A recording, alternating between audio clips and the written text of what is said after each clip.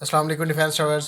फिर defence updates में तुर्की की जानिब से फ़रोख्त की गई आर्मर्ड व्हीकल्स पर बात करेंगे, जबकि F-15EX की फ़र्स्ट फ़्लाइट और चीन के अलावा दीगर बैनुल-अक़वामी दिफाई ख़बरें भी इस वीडियो में शामिल होंगी। So let's start.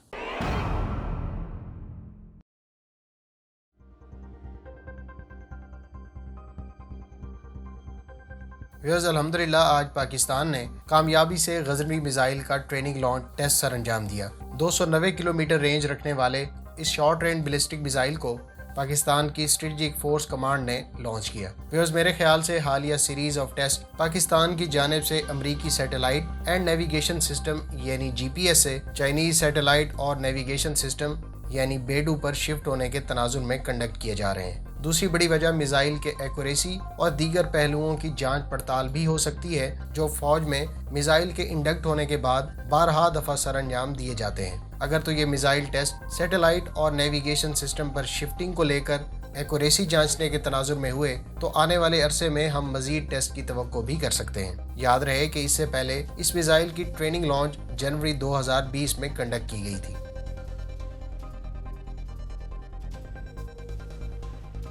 व्यूअर्स, अमरीकी कंपनी बोइंग के तैयार करदा F-15 फाइटर एयरक्राफ्ट के एडवांस वर्जन F-15EX की फर्स्ट फ्लाइट आज कंडक्ट की गई।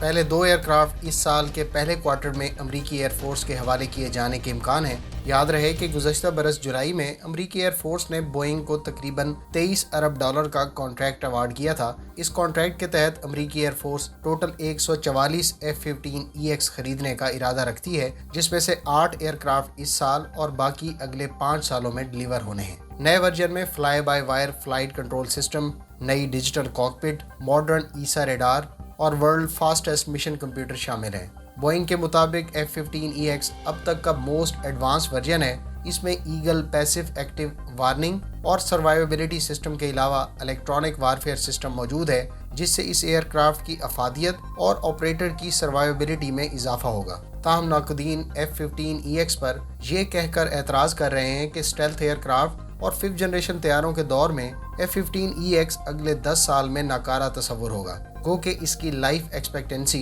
2050 तक है। दूसरी जानिब बोइंग का कहना है कि F-15EX टेक्नोलॉजिकली एडवांस्ड होने के साथ साथ हाइपरसोनिक वेपन्स भी लॉन्च कर सकेगा। याद रहे कि रिसेंटली बोइंग को अमरीकी हुकूमत की जानिब से F-15EX इंडिया को ऑफर करने की इजाज़त दी गई है।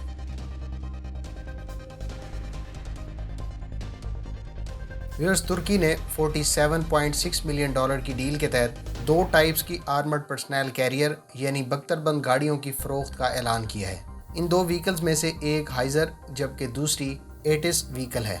ये 2 व्हीकल्स अलग अलग खसूसियात रखती हैं और इतलात के मुताबिक ख़ास तौर पर मुतलका मुल्क की ज़रूरियात के तहत तैयार की गई हैं। हाइजर एक tactical 4 wheel drive armoured personnel carrier है। इसमें स्मॉल आर्म्स से प्रोटेक्शन के अलावा बारूदी सुरंगों और IEDs के धमाके से बचाव की सलाहियत भी मौजूद है। इसमें टोटल 9 पर्सनल को कैरी किया जा सकता है। इस व्हीकल की स्पीड 110 किलोमीटर पर आवर और रेंज 700 किलोमीटर है। इसमें एसलसान का तैयार करदा टरेट नस्ब है, जिस पर 7.62 या फिर 12.7 मिलीमीटर की रिमोट कंट्रोल गन नस्ब की जा सकती है। इसके अलावा इस व्हीकल पर 40 मिलीमीटर के ऑटोमेटिक गनरेड लॉन्चर्स के अलावा स्मोक गनरेड लॉन्चर्स की सहूलत भी मौजूद है। दूसरी व्हीकल, जिसको 8S व्हीकल कहा जाता है, बुनियादी तौर पर एक बॉर्डर सिक्योरिटी व्हीकल है और ख़ास तौर पर बॉर्डर पेट्रोलिंग की गर्ज से इसको तैयार किया गया है। इस व्हीकल को गुज़श्ता बरस तुर्क आर्मी में भी शामिल किया गया था। इसकी रेंज भी 700 किलोमीटर है, ताहम इसकी स्पीड 120 किलोमीटर पर आवर है। अलबत्ता इस व्हीकल में 6 जवानों को कैरी करने की सलाहियत मौजूद है। इस व्हीकल पर एसलसान का गन सिस्टम, रेडार और इलेक्ट्रो ऑप्टिकल सिस्टम नस्ब किया जा सकता है, जबकि GPS नेविगेशन और गन शॉट डिटेक्शन सिस्टम भी इस व्हीकल के पैकेज में शामिल है। हालिया कॉन्ट्रैक्ट से एक हफ्ता पहले कंपनी की जानिब से कीनिया को 100 से ज़ायद व्हीकल्स फराहम किए जाने के मुआहदे का ऐलान किया गया था, गो कि इस हालिया कॉन्ट्रैक्ट में मुल्क का जिक्र तो नहीं किया गया, ताहम ये मुआहदा कीनिया के अलावा किसी और दोस्त मुल्क ने तुर्की के साथ तय किया है और इसकी डिलीवरीज 2021 में शुरू कर दी जाएंगी, जबकि ये आहिस्ता आहिस्ता 2022 तक मुकम्मल होंगी। फ्रेंड्स, मेरी ख्वाहिश है कि तुर्की से ये व्हीकल पाकिस्तान हासिल कर रहा हो, क्योंकि इन दोनों व्हीकल्स की स्पेसिफिकेशन देखते हुए ये बात वसूख से कही जा सकती है कि ये पाकिस्तान की बॉर्डर सिक्योरिटी और हॉट जोन में पेट्रोलिंग की ज़रूरियात को फुलफिल कर सकती हैं। آپ کی اس بارے میں کیا رائے ہے؟ کمنٹ باکس میں اس کا اظہار ضرور کریں۔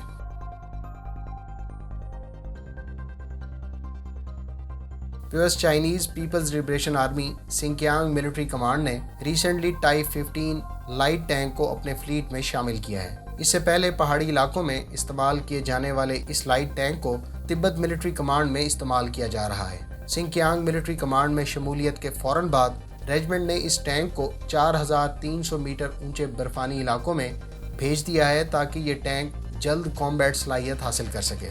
ٹائپ 15 ٹینک کی سپیڈ 70 کلومیٹر پر آور، رینج 400 کلومیٹر اور اس کے آرمر پیکج کے لحاظ سے اس کا وزن 33 سے 36 ٹن کے درمیان ہے۔ اس پر ایک 105 ملی میٹر کی مین گن کے علاوہ 40 ملی میٹر کے آٹومیٹک گنریڈ لانچر اور 12.7 ملی میٹر کی مشین گن نصب ہے۔ اس ٹینک کے بارے میں حکام کا کہنا ہے کہ یہ بلندی پر موجود علاقوں میں ٹائپ 96 اور ٹائپ 99 ٹینک سے بہتر کارکردگی دکھانے کی صلاحیت رکھتا ہے۔ چائنیز حکام کا کہنا ہے کہ یہ ٹینک نہ صرف ہائی موبیلٹی اور مختلف طرح کے حالات میں آپریٹ کرنے کی صلاحیت رکھتا ہے بلکہ اس پر ایک نیا انجن استعمال کیا گیا ہے جس کی بدولت یہ بلند علاقوں میں بھی کارآمد ہے۔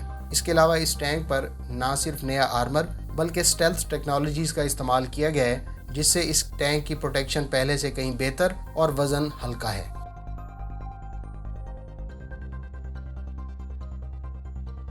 چین نے اس سال کے پہلے ماہ تقریباً روزانہ کی بنیاد پر تائیوان اسٹریٹ کے قریب ایئر کرافٹس کی پروازیں جاری رکھیں۔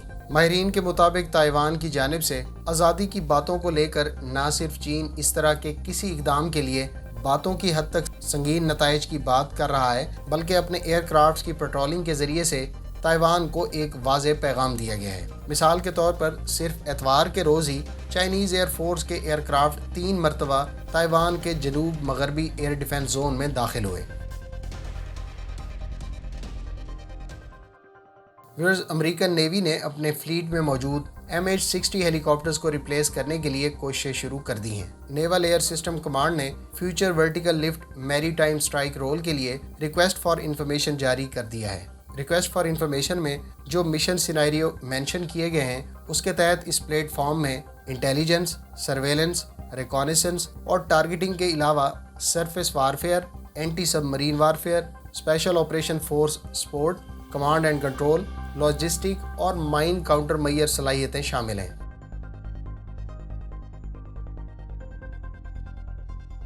فرینڈز، امریکی کمپنی نارتھروپ گرومن نے unmanned anti submarine warfare صلاحیت کو کچھ روز پہلے ڈیمونسٹریٹ کیا۔ MQ-8C fire scout helicopter میں اینٹی سب مرین وارفیئر صلاحیت نے اس ورسٹائل ہیلی کاپٹر کی صلاحیت میں اضافہ کر دیا ہے۔ فائر اسکاؤٹ ہیلی کاپٹر 12 گھنٹے تک مسلسل پرواز سر انجام دیتے ہوئے ملٹی سینسر انٹیلیجنس، سرویلنس اور ریکانیسنس مشن سر انجام دے سکتا ہے۔ کمانڈ اینڈ کنٹرول کے لیے اس کو زمینی یا سمندری اسٹیشن سے ڈیل کیا جا سکتا ہے۔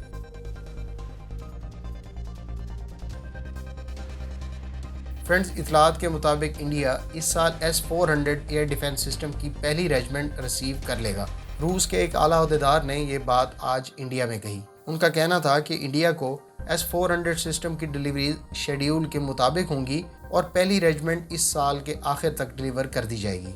یاد رہے کہ انڈیا نے $5.43 ارب کی ڈیل سے روس سے S-400 ایئر ڈیفنس سسٹم کا معاہدہ اکتوبر 2018 میں طے کیا تھا۔ گزشتہ ہفتے انڈین آرمی کے 100 افراد کی روس میں اس حوالے سے ٹریننگ سے متعلق بھی ہم آپ کو خبر دے چکے ہیں۔ دوسری جانب انڈیا میں امریکی ایمبیسی کے انچارج کے مطابق انڈیا اگر روس سے یہ سسٹم خریدنے کو معطل نہیں کرتا تو پھر اسے کوٹسا کے تحت امریکی پابندیوں کا سامنا کرنا پڑ سکتا ہے۔ امید ہے اس ویڈیو سے آپ کی انفارمیشن میں اضافہ ہوگا۔ اگر آپ اس طرح کی مزید ویڈیوز دیکھنا چاہتے ہیں تو ہمارے چینل کو سبسکرائب کریں اور ساتھ میں موجود بیل آئیکن دبائیں تاکہ آپ کو ہر نئی آنے والی ویڈیو کا نوٹیفیکیشن مل سکے۔ ملتے ہیں نیکسٹ ویڈیو کے ساتھ، اپنی دعاؤں میں یاد رکھیے گا۔ اللہ حافظ۔ پاکستان زندہ باد۔